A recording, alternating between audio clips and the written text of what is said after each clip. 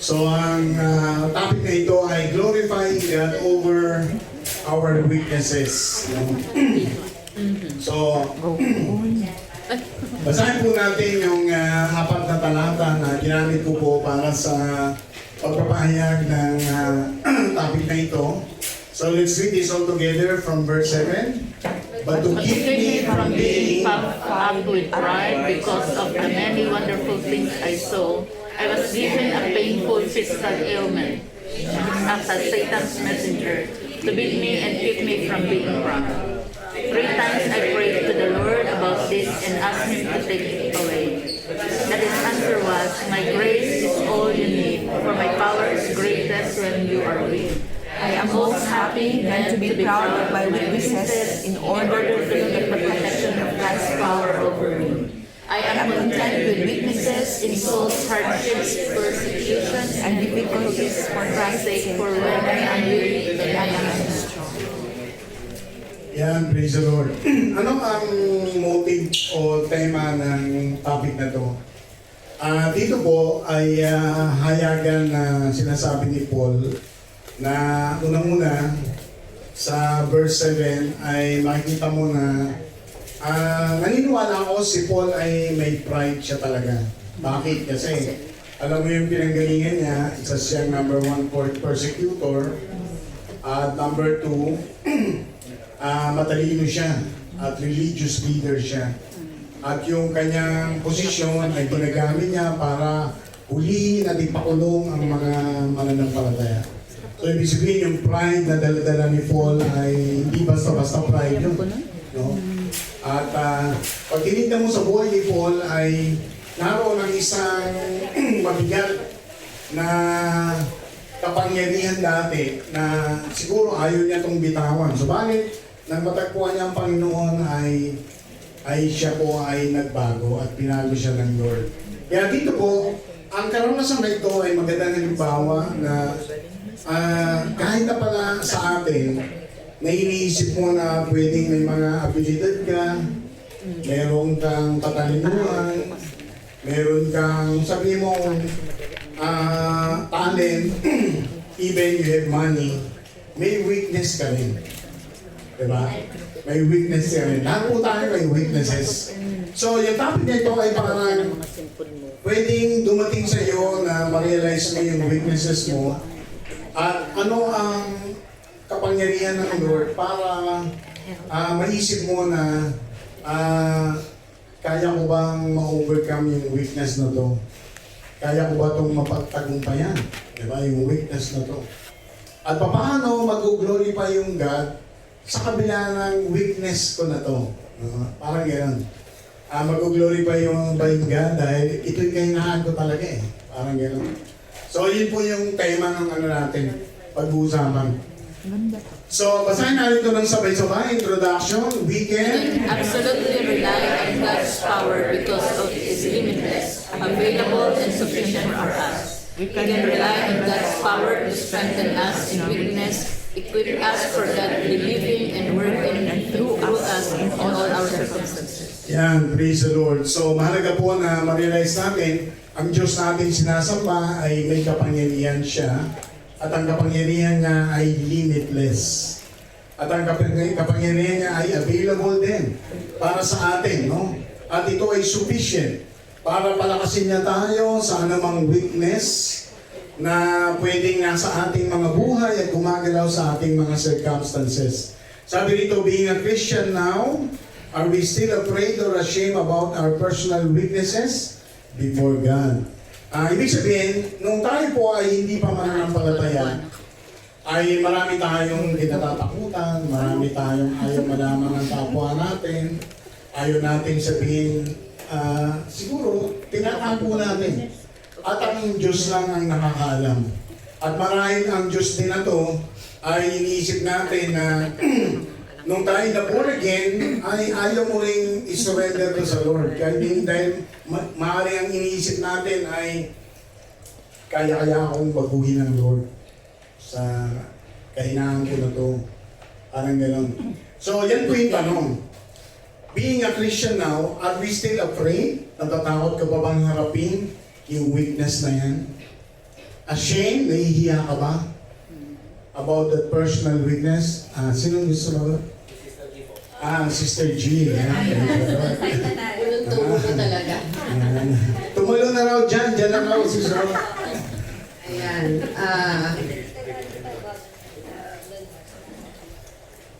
So, nung pong hindi pa po ako totally nakakilala sa Panginoon, talagang mahihain po kasi ako. Talagang homebody po ako sa bahay lang, ganon.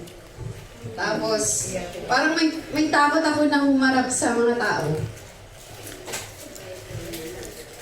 Yun yung, hanggang ngayon naman, meron pa rin ganon na ano, pero unti-unti na-overcome ko na yun.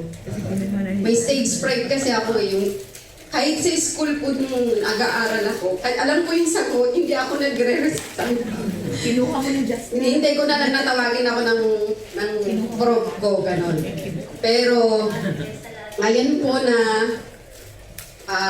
nakakilala na ako sa Panginoon, ay unti-unti po na binago niya ako.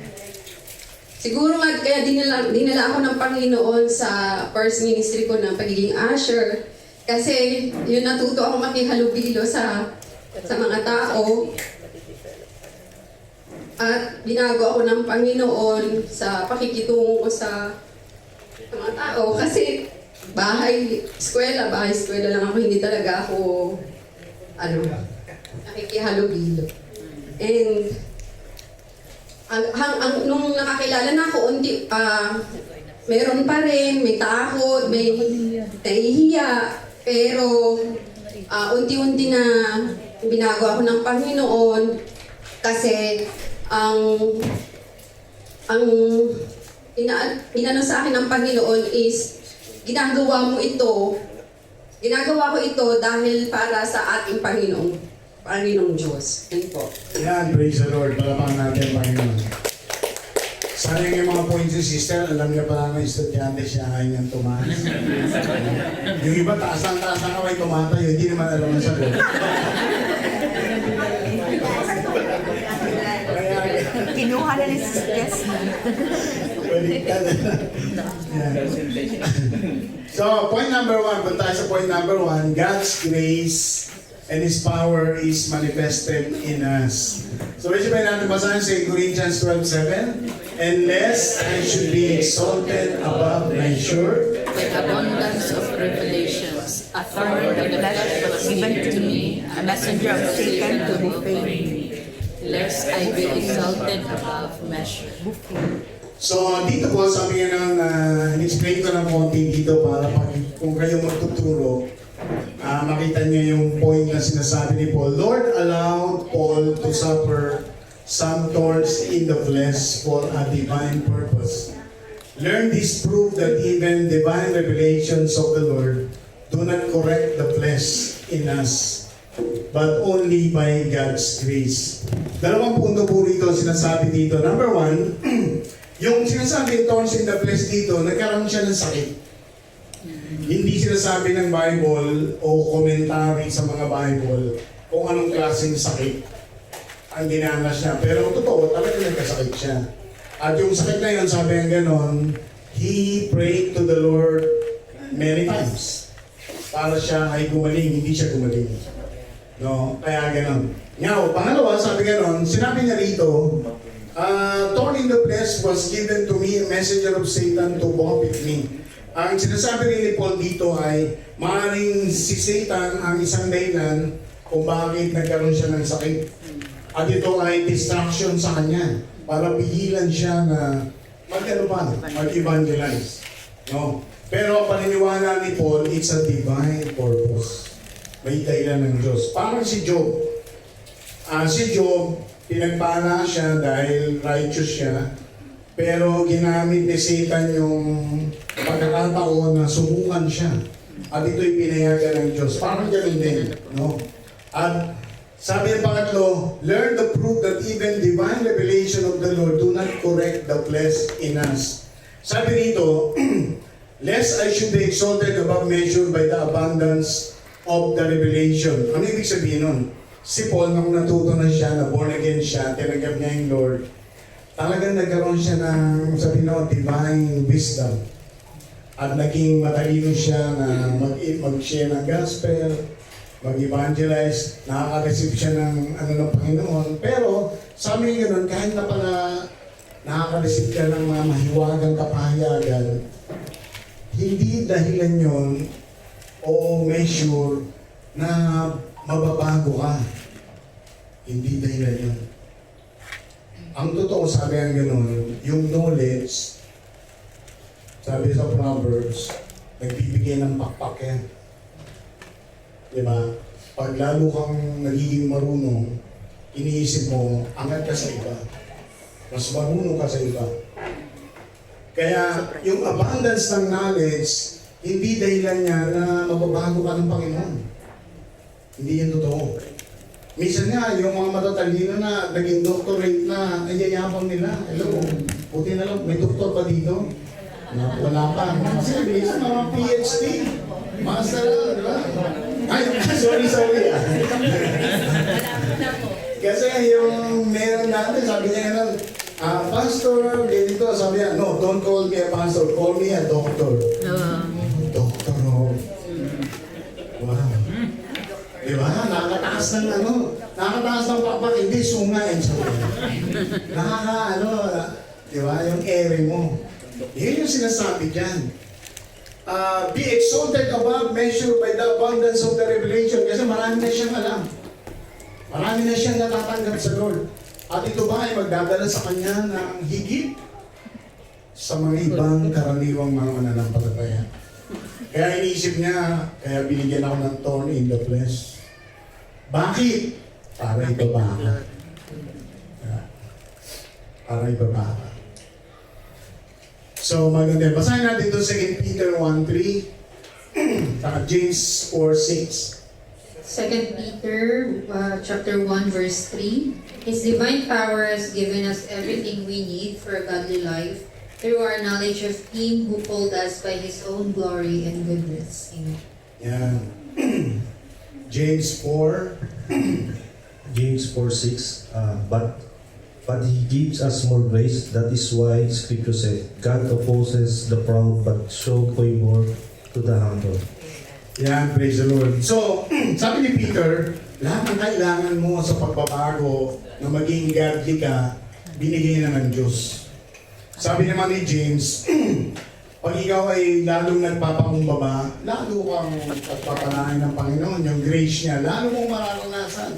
Pero pag nagmamataas ka na sa Panginoon, yung grace na yon ay pakonti-konti na hindi mo siya maranasan, di ba? The more humble, the more grace. Amen? Para pa natin ang Panginoon. So, question. Can anyone share a humbling experience? Learning the grace of God is all we need.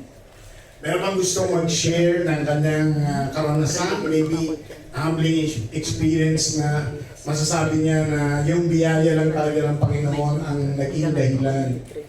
At na nalaman niya na ito lang ang talagang kanyang kailangan.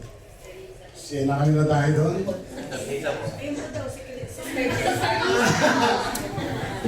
Ano po, yung experience ko lang po ng mga pag-uwi po, parang yung pagta-transfer po ng mga na ano po ng nanay ko. Through God, grace lang. At hindi dun sa talino mo, dun sa favor lang ng Diyos. Kasi yun lang magta-transfer po ako ng loop. Parang magpapanotaryo ako kailangan ng mga tax declaration, everything. Pero alam niyo po yung grace ng Panginoon. Yung kung ano man yung nandun sa Pilipinas, yung biyaya ng Diyos na favor na nangyari sa akin. Through God, grace, naayos lahat siya. At doon sa mga bagay, hindi nakapangalan sa magulang ko. Nakapangalan pa sa dati, 3 years na hindi pa rin natatransfer. Tapos yun yung pinili nila para sa akin. Pero alam niyo po, by the grace of God, ang Panginoon yung yung sumama sa akin. Ang Panginoon yung tumulong sa akin doon sa mga tao na tinouch nila. Hindi dahil sa akin. Dahil doon sa mga tao na nagtiwala sa gulang ko. Mismo yung mga tao na yun ang nag-testify at tumutulong sa akin na maiayos lahat. So, alam mo yun, kapag binigay mo ng buong buo, ang pagmamahal mo sa magulang mo ay higit sa lahat sa ang Panginoon ng pipilot sa hindi mo kailangan ng iba, hindi ang Panginoon. Sa biyaya ng Panginoon kaya lahat, ibigay ko ng lupay sa Panginoon. Yan, praise the Lord. So, siguro yung karanasan nila, actually mabigat talaga yun, yung mga ganyang biglaan. Lalo na sa mga family matters, lalo na yung mga kayamanan.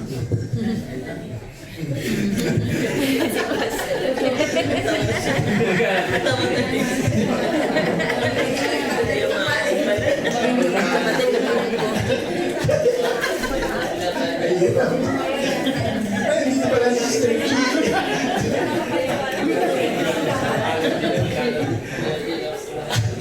Totoong mahirap yan kasi ano yan eh, kumbaga sa mga family, hindi mo alam eh. Na ano eh, yung mother ko na dyan, biktima rin yan eh. Yung lupa ng father niya, may pinsan siya na nagtrabaho sa Register of Deeds. Nang malaman nila, nasa Manila na sila lahat, karamihan. Yung mga lupain ng father niya sa side, napangalan na doon sa family na nagtatrabaho sa Register of Deeds. So wala na. Kumbaga wala ka ng hapon. Dumating na lang sa kanya pera, ito ang share mo, 400,000. Sa dami nilang nag-share. Pero, syempre, ano magagawa? So, it's by grace of God, maganda po yun, may mga taong nag-submit, no? So, authority para sa gano'n. So, point number 2 natin, God's power is revealed according to His will. Sabi po ng verse 8, sabi po dito, concerning this thing, I pleaded with the Lord 3 times that it might depart from me.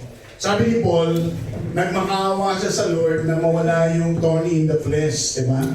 At palagay ko, hindi lang 3 times siguro yun pag ikaw ang dumadanas ng ganyan. No? At ito ay mabigat na dala-dala ni Paul.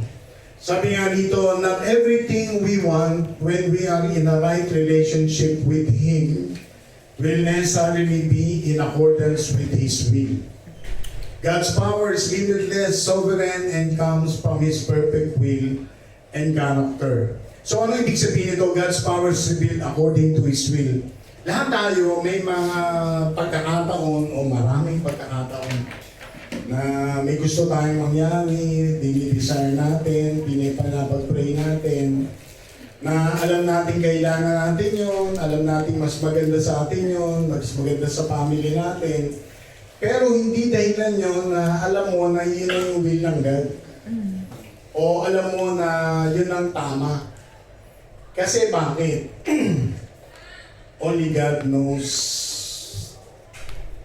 what we need. Only God knows our weaknesses. Kasi pwedeng ganito eh. Ang weakness mo kasi doon mo dinadala yung gusto mo. Kasi yun ang weakness mo eh. Na nakikita ng Panginoon, hindi siya tama. Parang gano'n. Kasi ang topic natin, the grace of God over our weaknesses. May example ako, halimbawa, may anak ako, 5, hindi. Nyari, may isa akong anak na gusto doon. Yun ang weakness ko eh. So, sasabihin ko, ito dapat ang ganito, para sa kanya dapat to, ito dapat ang ganito. At maaaring hiningi ko sa Panginoon yun. Pero sa mata ng Panginoon, hindi. Hindi mangyayari yun. Bakit? Dahil weakness ko yun eh. Yun yung hinihingi ko para sa kanya. Weakness ko pala yun. Halimbawa, trabaho. Ang weakness ko ay maging maging manager ako. Top of the At nakakita ko ng posisyon na magiging manager ako. Hihingi ko sa Panginoon yun.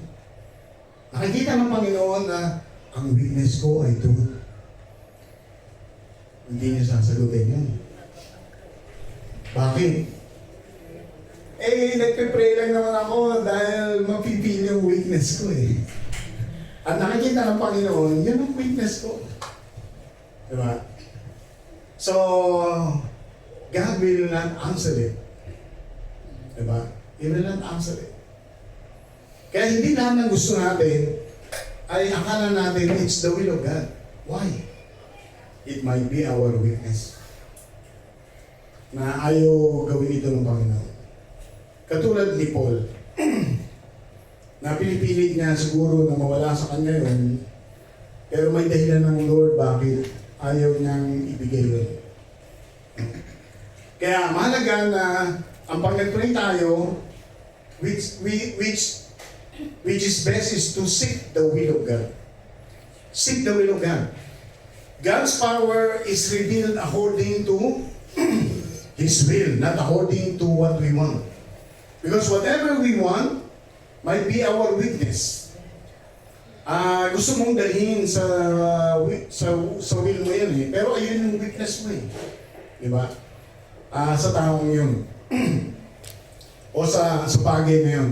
Basahin natin to 1 Corinthians 10, 12 to 13. And Hebrews 4:16.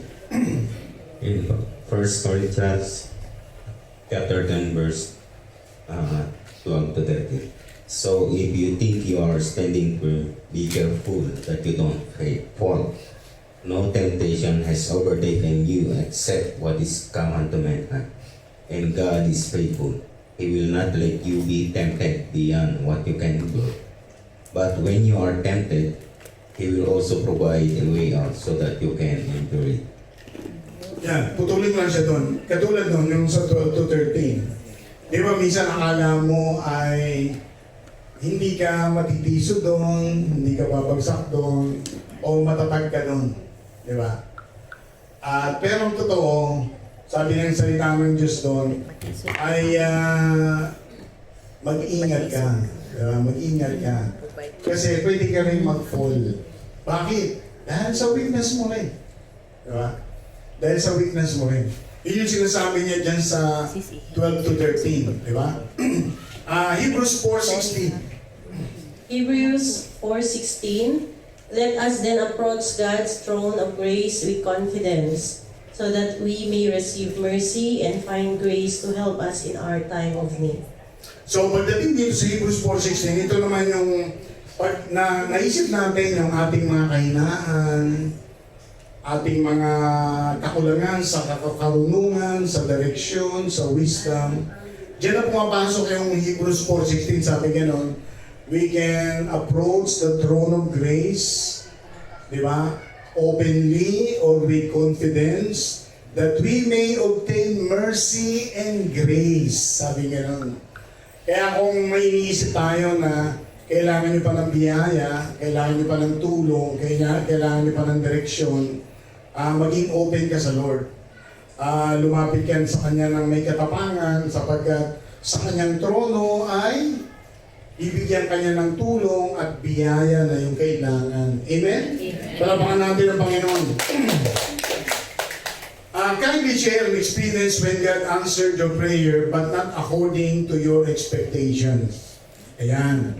Maaaring nag-pray ka, humiling ka ng maganda, pero tinugon naman ng Diyos, pero hindi yun sa gusto mo. No? At ano ang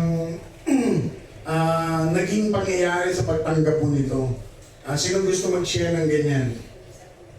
God answered your prayer not according to your expectation. Meron po ba yan? Sir Liza? Kindly share an experience when God answered your prayer, but according to your expectations. Diba? Siguro po yung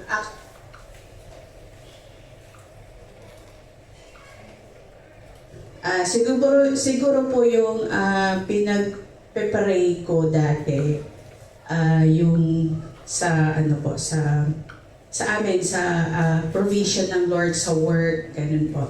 Yung sa work ni Brother Joel, na ma-increase yung salary niya, ganyan, ma-promote siya. Pero ang hindi ko ine-expect na ang bibigay niya pala ay for the longest time, na hindi ko ma-expect na yung nadagdagan po yung salary ko, na hindi ko for my wildest alam ni Sister Jen yun, na nung sinabi niya ng gano'n na natutuwa siya at nalulugod sa Lord kasi ganito yung binigay ng company or yung in-approve ng boss para sa akin, especially. At yun ay yung hindi ko siya pinapray. Actually, tinanggal ko po siya sa aming prayer and fasting, yung salary increase. What I prayed only is yung makatulong kami financially, pero yung nga po yung answer ng Panginoon, hindi ko in-expect na ganun po yung ibibigay ng Lord. So, ganun po na ako talaga nakita yung grasya ng Panginoon at yung will niya para sa amin, sa pamilya namin, na yung makapag-help kami in our little ways, financially, sa mga taong lumalapit sa amin. Yun lang. Yun, praise the Lord. Palpakan natin ang Panginoon. So, hindi naman nagtampo si Brother Paul sa iyo, ha?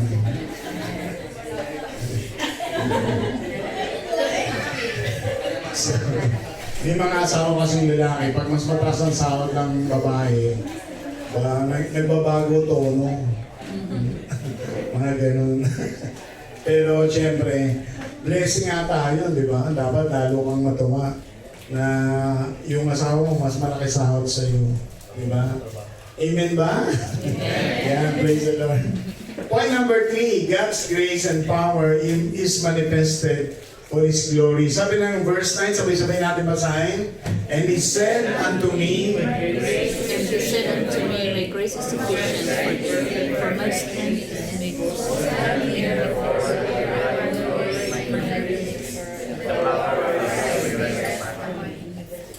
So, dito po, maganda pong mas maintindihan natin ito ng mas malalim. Sabi nga dito, better than removal of trials and suffering is the companionship of the Son of God in them. So, dito, makikita mo parang salungat siya sa karaniwang tao. Na kapag tayo, halimbawa, meron tayong mga infirmities o kakulangan o weaknesses, ay syempre ayaw natin na nasa ganong kalagayan, di ba? Ayaw natin yun. Pero ang sinasabi ng Bible na nakaranas si Paul ng ganyan, ang karanasan niya ay kakaiba dahil yung biyaya ng Diyos ay laging sapat. At ang kalakasan niya ay tamang-tama, perfect siya, no? Sa mga kahinaan na kanyang nararanasan. Kaya sinabi niya rito, most gladly I will rather glory in my infirmities, that the power of Christ may rest upon me. Ibig sabihin, nagpapasalamat si Paul na kung hindi niya naranasan yung bagay na yon, hindi niya makikita yung power ng God at yung grace ng God na laging sufficient. No? At ibig sabihin, kung tayo pala minsan ay natatakot na dumaan sa mga ganong pangyayari o magkaroon tayo ng tinatawag na infirmities, thorn in the flesh, or even in our weaknesses, that's the time that we can say that God's power will be available for us, no? And will be sufficient, no? Sabi diyan, God's power shines brightly in our weaknesses. We can rely on His strength instead of our own. Yan. Basahin natin itong Ephesians 1, yan, 19 to 20, and Isaiah 43. Nakamin na tayo. Ayan.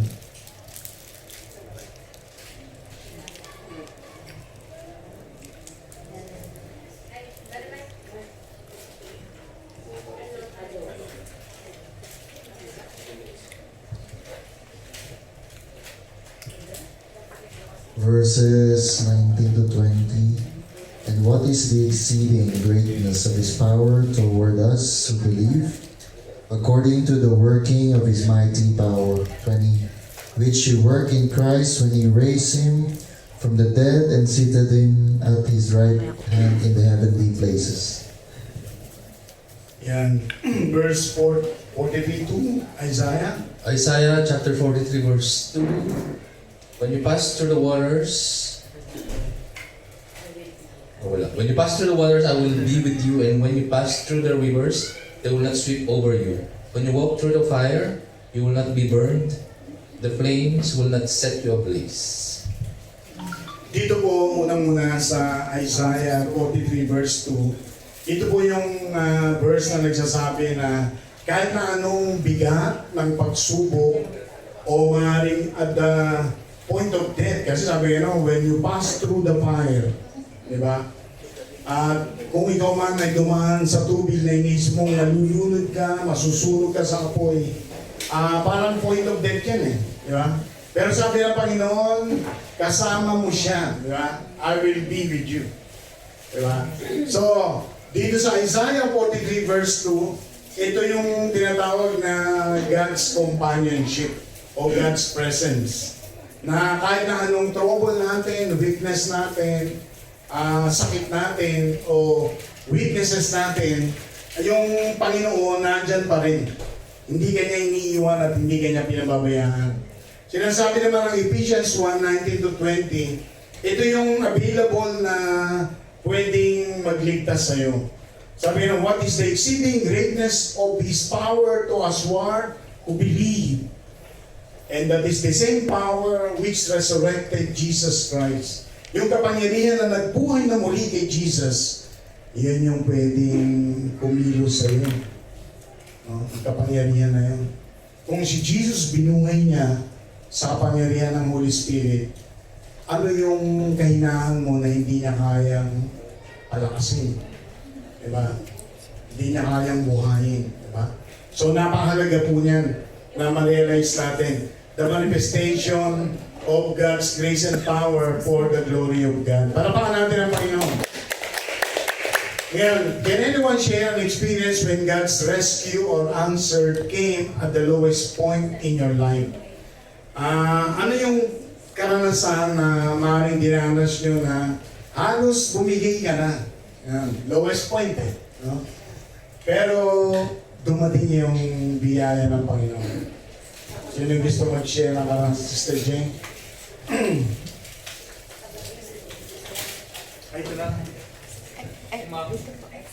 I would like to share po yung experience namin mag-asawa nung wala pa lang kami nag-start dito sa Dubai. So, magkano lang po yung mga sahod namin as in talaga yung parang nag-start ka rin sa Dubai, mga bigayan na 3-5, 2-5, ganyan lang.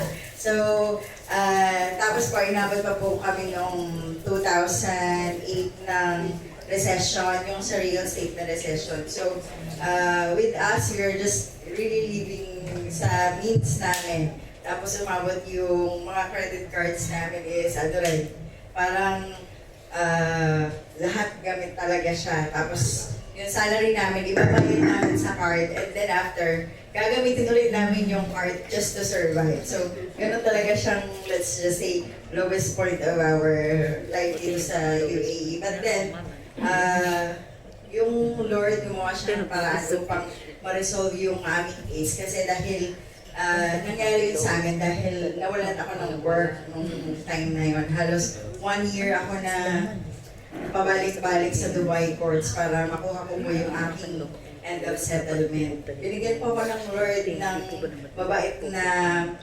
company na sumunod afterwards. Tapos, mabait na asawa. Mabait na asawa din po. Ang very supportive na manager noon. At sinasabi niya na every time meron akong hearing sa court is pinapayagan niya po ako na umalis. Yun actually yung manager ko na kinita ko sa New Zealand recently. Siya po yung manager ko before. So, yung tao ko yun na sinad ng Lord is nakatulong sa amin dahil with their help is we were able to get yung kung ano yung nararapat at nabayaran ko po yung mga credit cards ko. I believe that yung panahon na yun din po kasi yung time na nag-start na rin kami mag-attend sa FICC. So with our walk in the Lord, yung next step forward kami sa aming faith is din yun yung time na kumilos yung Lord sa aming buhay. Praise the Lord. No, mabait na asawa pala. So makikita mo niya yung turnaround na sinasabi niya na nung naging seryoso sila sa pananampalataya, ay dumating yung tinatawag na breakthrough. Yan, breakthrough. Sino ba yung gusto mong mag-testify dito? At the lowest point of your life ay kumilos ang biyaya ng Panginoon. Pero pa ba? Sister Mapi? Praise God po. Siguro po yung sa akin ay, kasi hindi ko po alam kung ano po yung lowest point ng buhay ko. May lowest pa ba? Masasabi ko po siguro yung sa family ko kasi yun po yung weakness ko. And every time po na parang na-realize ko po na every time na may paparating na blessing, talagang tinitira ng kaaway isa-isa sa family members ko. And yun po yung na-realize ko na kailangan kapag tayo ay nasa lowest point ng buhay natin, isipin natin na ano yung ibibigay ng Lord na kapalit niya. So, i-share ko lang po yung sa kapatid ko, which is, alam naman po natin. And po yung kapatid ko pong bunso, siguro yun na po yung naalala ko na talagang umiyak ako kasama ng asawa ko kasi tumawag sa akin noon at yung point na yun is gusto niya nang i-end yung buhay niya. So sabi niya sa akin, ate, parang wala na akong makitang liwanag daw sa buhay niya. So gusto niya nang tapusin. And then, ang ginawa namin mag-asawa is we pray to the Lord and ask for His wisdom kung ano yung pwede namin sabihin sa kapatid ko ito. And praise the Lord po dahil ang Panginoon po yung nagbigay sa atin ng hope, maging sa aking kapatid ng hope. And ngayon po is, ina-enjoy niya na yung glory ng ating Panginoon. Dahil alam niya na kapag tayo ay nasa lowest point ng buhay natin, ang Lord lang makatulong sa atin para maka-survive po tayo. Yan, praise the Lord. Para natin ang Panginoon. So, ito ang isa sa mabigat, life and death yun, no? Papakamatay. Yun ang pinaka-weakness niya na ibig sabihin, no hope at all, di ba? Sister Glenn? Bigla ako kasi ako kinabahan. Parang nung kanina, gusto ko na magtaas, binawi ko yung kamay ko. Parang nilidar ako ng Holy Spirit na, sige, share. Kaya naiyak ko. Siguro para sa akin yung lowest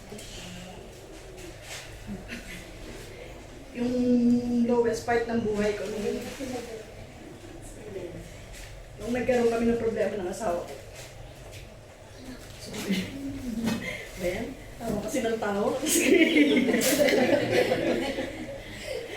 Ayun, marami pong hindi nakakaalam nung part na yun ng buhay namin mag-asawa, bukod po sa mga lagi namin nakakasama. So nung nagkaroon po ng problema yung family namin, kami dalawang mag-asawa, feeling ko yun na po yung pinaka-down ng buhay ko kasi inano ko po yung sarili ko sa lahat.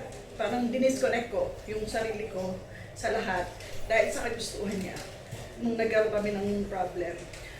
Pati sa family ko, parang 2 years na hindi ko sila kinakausap. Para maging maayos kami, sabi niya, parang yun yung gusto niyang way para maging maayos yung yung relationship namin. Parang binubulong sa akin ng Holy Spirit na yun na yun yung weakness mo. Na yun yung gusto ng Lord na i-declare mo, na yun yung naging weakness mo. Yung weakness ko na nagkasala ako sa Panginoon, nagkasala ako sa asawa ko, yun yung pinaka-lowest part ng buhay ko. At nung dumating sa akin ng Lord, dahil nung time na yun, hindi pa ako nakakakilala. Super blessed ako nung nag-celebrate kami ng anniversary last year. Kasi first time kong narinig sa kanya na, sorry, hindi ko alam na nasasaktan kita. Talagang, ang saya ng puso ko ng panahon na yun. Sabi ko, ang tagal kong inintay na ma-realize niya or masabi niya sa akin na na-feel niya rin na nasasaktan ako. And truly the Lord works na nung dumating siya sa buhay ko, naakala ko talaga wala na talaga kaming pag-asa, na talaga maghihiwalay na kami.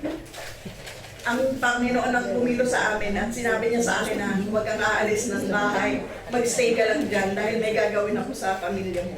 Then, ngayon po na talagang super proud ako sa ginawa ng Panginoon na naging maayos ang aming pamilya at alam ko na marami pang gagawin ng Panginoon sa aming pamilya dito po sa Dubai. Amen. Palakpakan natin ang Panginoon. So, what a wonderful God we have. Amen? Amazing siya, di ba? Praise God. Last point natin, God's glory is greater in full dependence of God. Sabi po ng verse 10, sabay-sabay natin basahin to. For the sake of Christ,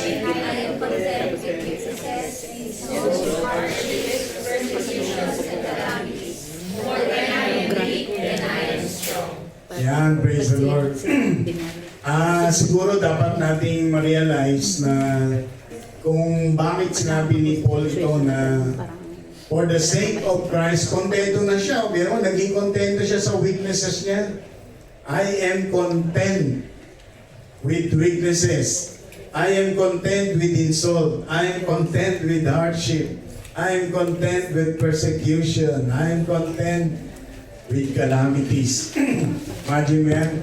Pwede ka bang makontento sa mga negative sign ng buhay? Para baka siguro pag inisip mo, anak ko, hindi ako pwede makontento dyan. Diba? Pero alam niyo ba, ang dahilan ni Paul, bakit niya sinasabing naging kontento siya, isa lang naman eh. Because of Christ. Meron siyang mga weaknesses, pero nagiging mas stronger siya. No? Over the weaknesses. Because of the glory of God.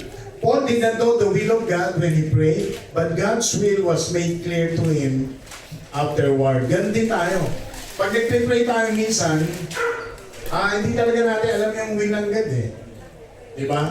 Pero pag sumagot ang Panginoon, doon lang natin nakikita yung will ng God. Yan yung direction ng God. Na dapat, tanggapin natin ito. Ma-realize natin na direction ng Panginoon yun.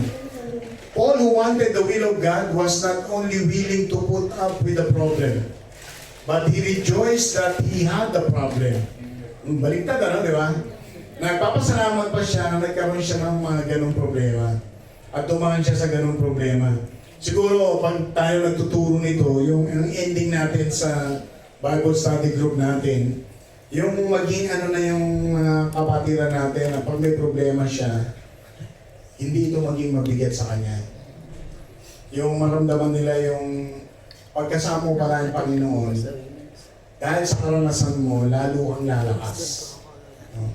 Dahil sa kahinaan mo, lalong yung grace at power ng God, mararanasan mo. At hindi ka na dapat matatakot, kundi magpapasalamat ka pa. Katulad ni Paul. Na hindi na siya nagsasabi na yung problema yun. Hindi. Salamat sa problema. Kasi yung biyaya ng Panginoon ay laging sapat at nagiging mas malakas pa siya kapag dumadaan siya ng gano'n. So, basahin natin ito, Ephesians 3:20 and Romans 8:28. Ephesians 3:20. Ephesians 3:20. Now to him who is able to do immeasurably more than all we ask or imagine, according to his power that is at work within us. Yan, praise the Lord. Romans 8:28. And we know that in all things God works for the good of those who have been called according to his purpose. Yan, praise the Lord. So magaganda po yung mga title ng mga verses na yun, na God is able to do exceedingly above. Tapos dito, all things work together for good. Palapakan natin ang Panginoon. Ngayon, may tanong tayo, in what area of your life today that you need to trust more on God's power working for you? Siguro may mga kanya-kanyang karanasan tayo sa buhay at nararanasan. Anong area sa buhay niyo ngayon ang iniisip niyo na mas dapat magtiwala kayo sa Panginoon to trust na kikilos pa siya ng higit, no? Para sa buhay niyang nararanasan. Kasi siyempre, ang topic natin dito, weaknesses eh. Ano yung mga nakikita mong sabihin natin, kakulangan, o problema, o mga nasa negative side. Pero iniisip mo, you still trust the Lord na siya yung kumikilos dito. Yan, Sister Laika. Ako po pass yung ano po. Kasi ito, hindi po to pass. It's present. Ako hindi ko sa sarili kong buhay, pero kasi dahil family po siya, ate ko, yung nawala po yung asawa niya last month. Namatay po. So, ate ko hirap na hirap po siyang mag-move forward up to now. Pero she is Christian. Nalulungkot po ako kasi nakakwento ng kapatid ko, na which is yung kasama ng ate ko po doon. Na ate ko is araw-araw umiiyak, especially every night. Tapos sabi niya sa amin, nakakalungkot pa na syempre bilang pamilya, apektado din po kami dahil mahal po namin ang ate ko. So nagbibigay po kami ng mga advices, encouragement, word of God. Pero inamin niya sa amin na sa panahong ito na I'm on grieving situation, sorrow, parang hindi ko pa kaya tanggapin yung mga encouragement nyo. Hindi ko pa kaya tanggapin even the word of God. Kasi sobrang sakit daw po sa kanya nung pagkawala ng asawa niya. So ako, iniiyak ko po sa Panginoon ng ate ko. Every night sabi ko, Lord, bigyan niyo po siya ng kalayaan o palayain niyo po siya sa sitwasyon nito. Hindi ko po ini-invalidate yung pakiramdam ng ate ko kasi masakit nga naman po talaga kasi you still in the human flesh. Pero nakakalungkot po kasi na Lord, kilala ka ng ate ko for how many years. Pero bakit nangyayari po sa ate ko yung pakiramdam niya na parang nawawalan po siya ng trust kay Lord. Kasi hindi niya po kaya talaga.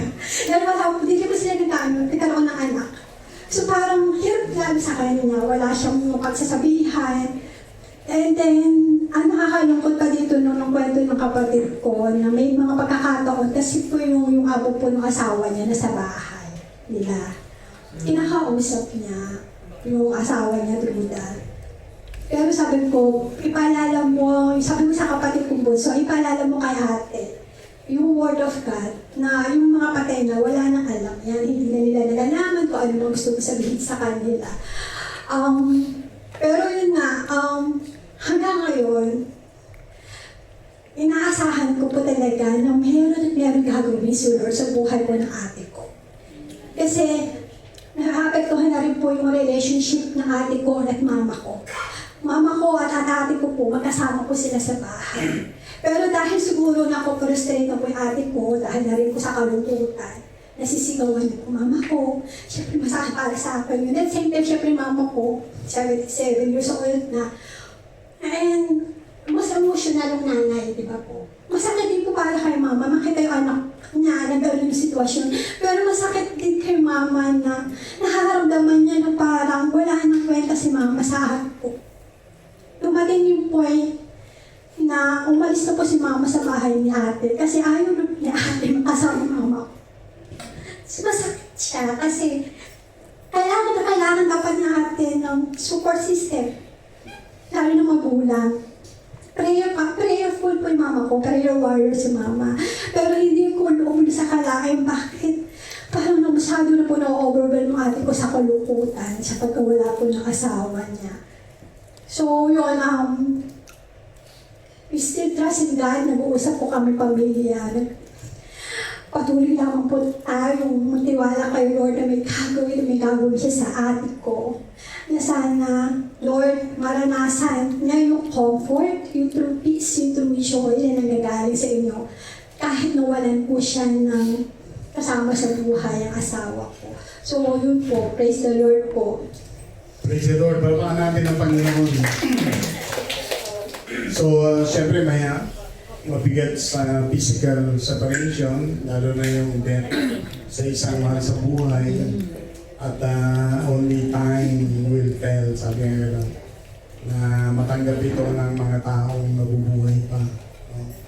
At naniniwala tayo, God will continue to work. Kristyano ba siya, kapatid? Tagal na rin siya kung wala ng palataya. Tapos pwede magtanong. Marahil ano lang yan. Tapos pwede po magtanong. Sige. Tanong ko po, kasi dahil yung matay ko sinasawa ko, mabigat na po sa kanya yun. And then, yung Will Testament po ng asawa niya, parang lahat ng mga resources sa ate ko. Then, hindi po kasi maganda relationship ng asawa niya sa mga anak. So, nung nagkasakit po yung asawa na ate ko for the how many years, for the long years, hindi siya dinadalo ng anak niya, hindi siya inaalagaan, lahat ate ko po. So, sobrang sacrifice po ng ate ko. Isa pa sa naging problema ng ate ko, yung nagpabigat sa kanya, i-open up niya po sa amin, is yung mga anak niya, inahabol yung mga kayamanan ng asawa niya. So, may mga attorney yung mga anak niya. Sorry. May anak niya yung lalaki. Yung asawa ko, na ate ko. May anak siya sa iba. Hindi. Di ba wala pa? May anak ko sa iba daw. Kasi po, nag-divorce po yung una. Tapos nag-divorce po yung lalaki. Ate Bernie po nakilala niya. Ayun, yun po. Ayun, sorry po. Nagulat. Ayun po, nagkakawal po yung unang anak niya doon. So, sabi ng ate ko, napaka-unfair naman kasi ako lahat yung napagod, ako lahat yung nag-alaga for how many years, tapos, pero yung asawa niyo parang hindi ko alam kung patay na po ba or yun ang sabihin, ang tanong ko lang po pas, ano po ba yung magandang advice kay Ate Girlie? Although alam naman po, may legal process, may due process yan. Pero mas na-stress po yung ate ko. Mas dumagdag pa yung problema yung mga anak ng asawa niya. Kasi hinahabol po. Ilan yung anak na yun? Parang 3 po yata. Opo. So yun. Well, ano lang yan, kumbaga sa kailangan tanggapin na lang na yung whatever result ng case. Kasi may habol yun sa tingin lang. May habol yun sa US. Basta anak na totoo. Lalo na yung pangalan dala ng mga bata. At may rin, hindi ko sinasabi percentage, pero may part sila ng mga naiiwan. Kaya, mga gano'n. Kaya kayo mga lalaki, isa lang dapat ang asawa niya. Hindi, maati yung mga...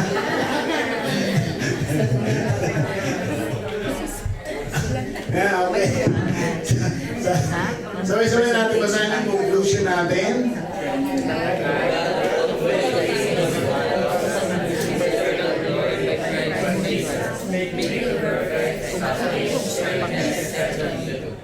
So, the God of all grace is the King of glory. So, sa topic na to, yung God's grace, God's glory over our weaknesses, ay ang Panginoon pa rin in the end, make you perfect, make you establish, make you strengthen, and settle you. No?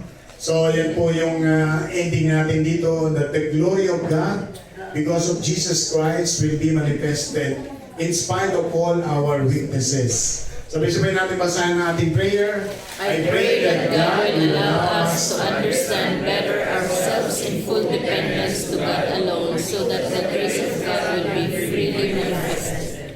I pray that all Christians may now accept the trials, weaknesses, and sufferings